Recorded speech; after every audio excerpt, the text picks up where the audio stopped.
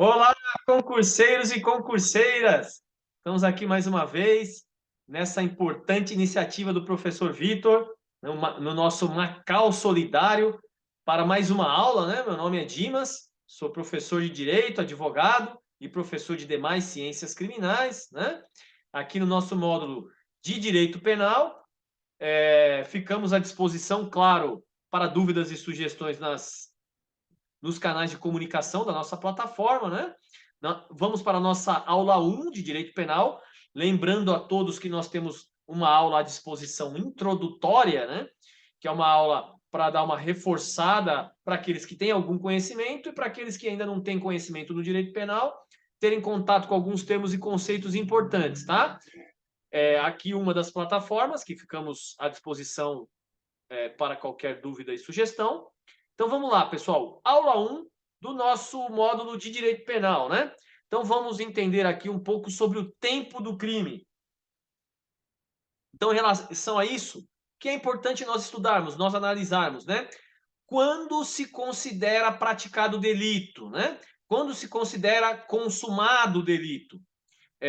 O Código Penal vai falar para nós, tá? A Lei Penal de Regência, que é o Código Penal, ele define para nós no artigo 4º. Então vamos lá, vamos juntos aqui, ó. O artigo 4º vai falar: considera-se praticado o crime no momento da ação ou omissão, ainda que outro seja o momento do resultado, tá?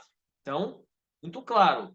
Considera-se praticado, consumado o crime no momento da ação ou omissão, independentemente se o resultado ocorreu em outro momento, ok? Isso aqui, ó, é muito relevante para nós, porque em relação ao tempo do crime, o Código Penal adotou a teoria da atividade, que é o momento da ação ou omissão, da atividade, né?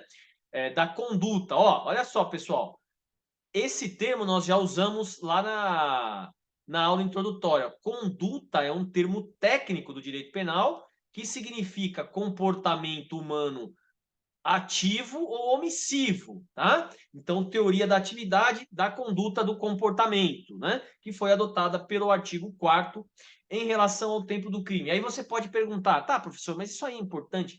É muito importante para fins de saber qual é a lei que vai ser aplicada no momento em relação ao crime que a pessoa está sendo julgada, porque a lei aplicada é a lei do momento onde foi consumado o fato, no momento do crime. É relevante, por exemplo, ó, vejam só, vou aqui mostrar para vocês. Vamos imaginar ó, que aqui tem um fato crime, tá? Então, um cidadão qualquer aí cometeu um fato crime aqui, ó, né? Um fato possivelmente criminoso. Muito bem, né? Então, aí exemplo clássico, né? Clássico, homicídio. Então, dois vizinhos discutiram aí por futebol, né? Dois vizinhos torcem para times rivais, e aí um vizinho foi lá e deu 3 tiros no peito do outro vizinho nessa data aqui, né? Então, sei lá, dia 3 do 3, por exemplo, tá? 3 de março, de qualquer ano aí, que interessa para nós aqui 3 do 3. Então, foi o momento do crime. O resultado, né? Porque esse crime aqui, o resultado ele pode ser em outro momento que não da conduta, né? As características de algum crime depois, características específicas que esse crime de homicídio possui, depois a gente vai aprofundar sobre isso.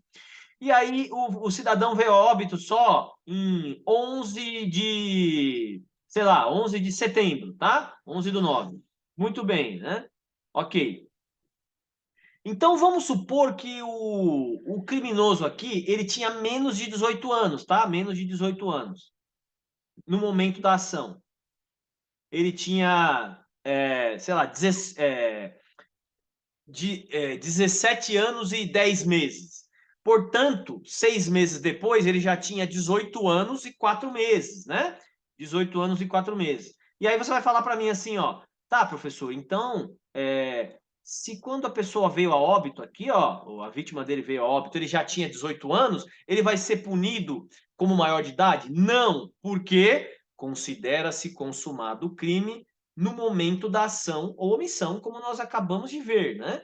Então, para fins de aplicação da lei penal, Nesse caso, se ele tinha menos de 18 anos no momento do crime, não será aplicado o Código Penal, será aplicado o ECA, Estatuto da Criança e do Adolescente, ato infracional. Olha só a importância, né? Olha como é importante o tempo do crime.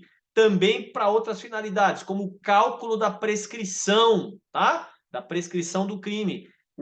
A data a consideração de quando se considera cometido o crime, consumado o crime, também é importante, né? Então vocês percebem aqui, ó, que o tempo do crime é algo bem relevante, como nós vimos agora, para saber qual a lei vai ser aplicada, porque pode ter sucessões de leis, e também para saber se a pessoa já pode ser considerada maior de idade para fins de imputação da lei penal ou da imputação da lei do Estatuto da Criança e do Adolescente, para fins também de prescrição, entre outros, tá? Teoria da atividade, artigo 4º. Ok? Tá aí em relação a essa sucessão aí, professor. Vamos estudar, vamos entender. Ó, então, meus queridos, em relação ao tempo do crime, em relação a qual lei será aplicada, a vigência da norma, é muito importante nós entendermos um pouco melhor como funciona o princípio da legalidade, porque no princípio da legalidade está prevista a atividade da lei, a anterioridade da lei, aqui a atividade da lei agora, tá? Então vamos lá, ó. O artigo 1º do Código Penal, ele vai falar para nós, ele fala do princípio da legalidade, ó. Não há crime sem lei anterior que o defina. Não há pena sem a prévia cominação legal. Vamos avançar um pouquinho. Na verdade, é um estudo mais repetitivo, mas aprofunda a visão geral. Por quê? Porque vai falar a mesma coisa uma parte do artigo 5º, né, que a gente já viu, mas é importante saber que está previsto em nível constitucional, né? Olha só, artigo 5º, inciso 39 da Constituição de 88 fala: não há crime sem lei anterior que o defina, nem pena sem a prévia cominação legal. Importantíssimo. Vamos fazer vários comentários sobre isso. Por exemplo, né? É uma conquista civilizatória, é um direito de todos nós, sabermos, quando nós formos cometer qualquer conduta, se é punível com lei ou não, se é criminalizado ou não, tá? Alguns apontam essa conquista, esse direito, lá para a Magna Carta do rei João Sem Terra, lá na Inglaterra, lá há muito tempo atrás, mas a maioria aponta essa conquista como uma conquista da Revolução Francesa, do Iluminismo, culminando com a Revolução Francesa, né? O cidadão tem o direito de saber, de ser punido apenas por uma lei que já está em vigor, portanto, ele sabe que tem uma lei criminalizando. Justamente uma das grandes importâncias do princípio da legalidade é esse: não há crime sem lei anterior que o define. Então, por exemplo, você come carne de porco, né? Um exemplo, né? Você gosta de carne de porco, come uma linguicinha, um lombo, um pernilzinho, não come todo dia, porque você sabe que a maioria aí, dependendo da discussão aí da área, fala que não é tão saudável para comer tanto assim, mas você gosta bastante. Aí vamos supor que muda o governo aí e entra um governo que é mais influenciado por uma das religiões que proíbe carne de porco, né? Não vamos adentrar aqui, que não é crítica, não é nada, é só título de exemplo. E aí eles mandam um projeto de lei, ou a bancada deles, né, no Congresso entra com um projeto de lei e proíbe quem comer carne de porco é crime. E nessa lei eles incluem lá, quem comeu também cometeu crime. Veja, infringiu o princípio da legalidade, infringiu aí essa norma constitucional e do próprio Código Penal. Porque o crime, não há crime sem uma lei anterior. Quando você comeu a carne de porco, não tinha lei criminalizando, né? Era um direito seu, um direito nosso, saber se era proibido ou não, para você saber se você vai se guiar ali dentro do espaço que é permitido ou se você vai optar por infringir a norma, tá? Então, essa lei que criminalizou o consumo da carne de porco e também quem já comeu, né, por exemplo, né, ela não pode ser aplicada nessa parte, porque a lei tem que estar vigente, ela tem que estar valendo, né, quando a pessoa cometer um crime, tem que ser anterior ao fato criminalizado. Muito bem. E aí, o inciso 40, ele vai falar, ó, a lei penal não retroage, é justamente isso que nós acabamos de falar, não pode retroagir. É até, falando em outros termos, né? Não há crime sem lei anterior e ela não pode, mesmo ela não sendo anterior, ela não pode retroagir, salvo para beneficiar o réu. Veja só, né? Em nível constitucional fala, para beneficiar o réu, ela pode retroagir. Para prejudicar, não, tá? Então, aqui a gente vê que está tudo previsto no sistema jurídico. Muito bem. Para a gente compreender ainda um pouco melhor o princípio da legalidade, olha só. É apontado pelos estudiosos, né, pelos autores, juristas, e também reconhecido pela jurisprudência, que o princípio da legalidade tem desdobramentos ou subprincípios. Alguns até chamam isso de princípios também, né? Então vamos lá, ó. Quando fala não há crime sem lei anterior que o defina, nem pena sem a prévia cominação legal, está claramente falando, ó, proibição de leis retroativas, né? Veja que o inciso 40 ainda foi mais incisivo, dizendo que a lei penal não retroagirá. Então, aqui, ó, a lei, a lex, né? Lex prévia é o termo em latim. Então, a lei tem que ser prévia, anterior ao fato criminalizado, proibindo que elas retroajam. Muito bem. Outro desdobramento. A criminalização ela é apenas por lei estrita, tá? Lei formal que passa no parlamento. Não pode ser por normas infralegais, tá? Nem mesmo pelo costume ou por qualquer outra forma. Apenas a lei formal pode criminalizar, pode criar um crime. Lex scripta, né? Que é a lei escrita, a lei formal era escrita, né? Outro desdobramento, né? Importantíssimo, proibição da criminalização pela analogia, tá? Lex stricta, tem que ser estritamente lei. Analogia é uma forma de integrar o sistema. É uma forma que é apontado, por exemplo, tem uma lei que criminaliza uma conduta X, tá? Aí a conduta Y é muito parecida com a X, mas não é igual. Então, a analogia seria aplicar uma lei para a primeira conduta para a segunda conduta, porque elas têm semelhanças. No direito penal não pode, a analogia pode em outros sistemas, tá? No direito civil é possível analogia. No direito penal, para criminalizar, para tratar como crime, a analogia é proibida e o próprio princípio lá escrito, não há crime sem lei anterior, então ele fala claramente lei, tá? Lei estrita. E o outro desdobramento, ou subprincípio, proibição de leis indeterminadas. Veja, não há crime sem lei anterior que o defina. Então a lei tem que definir o crime, tem que deixar claro, ela tem que ser clara, não pode ser uma lei indeterminada, genérica, lex certa, tá? Então veja, a gente estudou aqui os desdobramentos que são reconhecidos, que protegem o cidadão contra o poder estatal, né? E vamos ver como se aplica isso aqui, avançando, para a gente entender melhor a vigência da lei, né? Então, olha só, a lei penal no tempo, para a gente compreender ainda um pouco mais, ó. A lei penal, ela só se aplica para fatos praticados após a sua vigência, né? Após a sua entrada em vigor e a sua vigência, né? A sua vida, né? Sua validade. E existe um período chamado de vacatio legis, ou vacância da lei, que é previsto para todos os tipos de lei, lá na lei, na LINDB, Lei de Introdução às Normas do Direito Brasileiro, antiga Lei de Introdução ao Código Civil, né? Porque esse nome dava a entender que ela só se aplicava ao Código Civil, mas nas suas disposições ela falava das leis em geral, né? E se aplica para a lei penal também. Lá, nessa, hoje chamada de LINDB, Lei de Introdução às Normas do Direito Brasileiro, fala que se a lei não dispuser em contrário, ou seja, se ela não falar sobre o período que ela vai estar em vacácio, né? A vacatio legis é de 45 dias, ou seja, funciona assim, ó. A vacatio legis, ó, a publicação da lei, vou colocar abreviada aqui, ó, ela foi publicada numa data qualquer, tá? Que não é importante a data. Então, após a publicação da lei, se ela não dispuser de forma contrária, em 45 dias, ela foi publicada, mas ela não está em vigor, tá bom? 45 dias aqui. E ela passa a valer apenas após esses 45 dias. Isso se aplica para a lei penal também.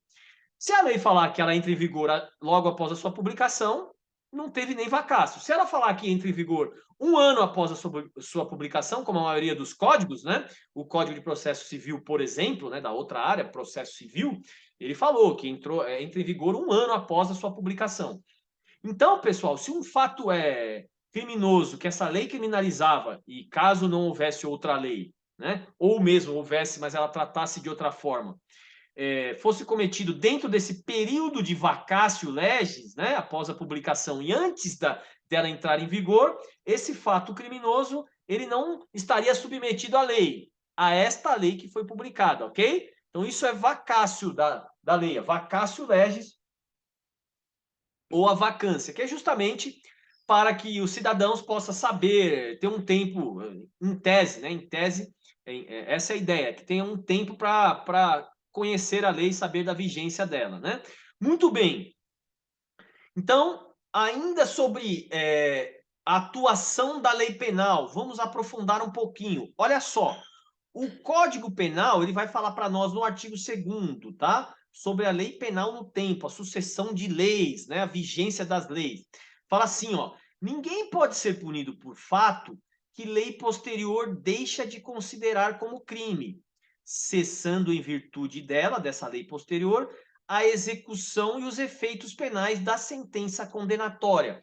Então, esse artigo, a parte inicial, né, chamada de caput, né, ou cabeça, traduzindo para o português, fala que ninguém pode ser punido por um fato que uma lei posterior ao fato deixe de considerar crime. Então, ainda que no momento que a pessoa cometeu a conduta tida como criminosa, existia uma lei anterior que criminalizava, se posteriormente entrar em edição uma outra lei, ela atinge os fatos passados, tá? Veja que lá no inciso 40, a Constituição permite isso e o artigo 2º fala claramente que se uma lei posterior ao fato entrar em vigor e deixar de considerar como crime, a pessoa não pode sofrer consequências penais, tá? E a gente vai aprofundar um pouco em relação a esse termo. Vocês vão eu vou aproveitar mais à frente e falar uma palavra técnica para relacionar isso, né? Então, veja, a regra da lei penal é a atividade, ou seja, a lei penal vai incidir, vai atuar, vai regular os fatos a partir do momento que ela está em vigor, né? Que é a atividade da lei. Aqui, atividade no sentido da lei, tá? A atividade da lei a partir da sua entrada em vigor, em regra. Porém, como a gente viu, né, em situações que beneficiem o agente, ela tem uma outra atuação que a gente vai aprofundar já. Vamos ver aqui o parágrafo único, para complemento. Ó. O parágrafo único, nessa outra parte do artigo 2º, fala: a lei posterior que de qualquer modo favoreça o agente aplica-se aos fatos anteriores, ainda que decididos por sentença condenatória transitada em julgado. Veja, trânsito em julgado é um tema processual, que é quando não há mais como alterar a sentença, né? Não tem mais recurso, ela está definitiva. Então, mesmo que a pessoa foi condenada e não tem mais como alterar aquela condenação, se uma lei posterior favorecer de alguma forma, vai se aplicar a essa pessoa, né? Assim como a gente viu que a primeira parte fala se a lei ainda for mais benéfica. Como? Descriminalizando, deixando de tratar como crime. Então, pessoal, a gente consegue perceber agora, né? Eu vou usar esses termos, que seja o inciso 40 do artigo 5º da Constituição, seja o artigo 2º do Código Penal que acabamos de ver, a primeira parte, né, o caput e o parágrafo único, eles tratam da lei penal benéfica. A lei penal benéfica, ela tem extra-atividade, tá? Diferente da lei penal que criminaliza condutas ou que tem um tratamento mais severo, né? Então, ela é retroativa e ultrativa. Como assim? Vamos entender. Olha só, funciona assim, ó. Vamos compreender aqui, ó, a pessoa cometeu um fato-crime, né? Então, tratando o fato-crime, tá aqui, ó, fato-crime. Muito bem, né? Olha lá. Um fato tido como criminoso. Qualquer, ok. Aqui, quando a pessoa cometeu esse fato criminoso, tinha uma lei penal já em vigência anterior que punia com a pena de 3 anos, tá? Vou colocar aqui, ó, pena de 3 anos, de 3 a 5 anos, tá? 3 a 5 anos. Muito bem. Então, como a gente sabe, né?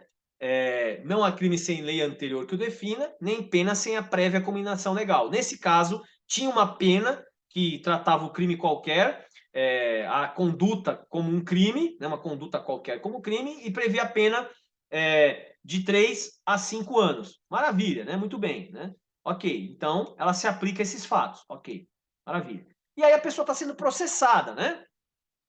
A pessoa está sendo processada e durante o processo, ela não foi condenada ainda, entrou uma nova lei. A nova lei ela é mais benéfica. Ela trata aqui, ó, com pena de 2 a 4 anos, tá? Olha lá.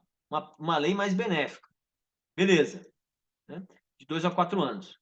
Então, claro, todos os outros fatos cometidos após a vigência dessa nova lei se rege com uma pena mais benéfica, mas também, como nós vimos, né, no parágrafo único do artigo 4º, a lei posterior que de qualquer modo favorecer o agente aplica-se a fatos anteriores.